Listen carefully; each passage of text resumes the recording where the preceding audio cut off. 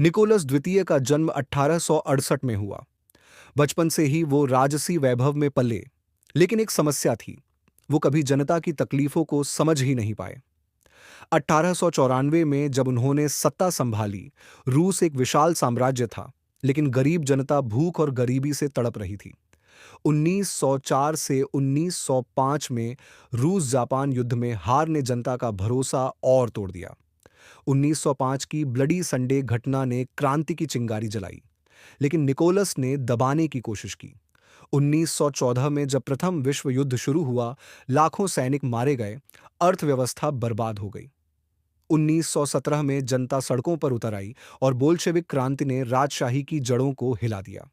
आखिरकार 1918 में निकोलस और उनके पूरे परिवार को गोली मार दी गई और इस तरह रूस का राजतंत्र हमेशा के लिए खत्म हो गया। श्री देव सुमान अब चलते हैं भारत के उत्तराखंड की तरफ। यहां जन्मे श्री देव सुमन 25 मई 1916 को। बचपन से ही उनमें देश प्रेम की भावना थी। 1930 में 16 साल की उम्र में उन्होंने सविनय अवज्ञा आंदोलन में भाग लिया और जेल भी गए।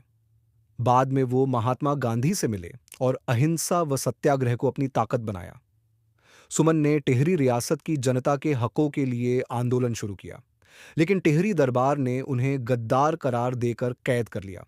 जेल में उन्हें लोहे की जंजीरों से बांध दिया गया, खाने पीने तक से वंचित किया गया। उन्होंने भूख हड़ताल शुरू की। दिन बीतते गए, 10, 20, 50 और फिर 84वें दिन 25 जुलाई 1944 को श्री देव सुमन ने प्राण त्याग दिए। उनकी शहादत ने पूरे गढ़वाल में आग जला दी और टिहरी आंदोलन को नई दिशा दी। कंपैरिजन दोनों ही कहानियां अलग अलग महाद्वीपों की हैं। रूस का जार निकोलस, जिसने जनता की आवाज दबाई और इतिहास से मिट गया। वहीं भारत का श्री देव सुमन, जिसने जनता के हक के लिए अपने प्राण बलिदान किए और अमर हो गया।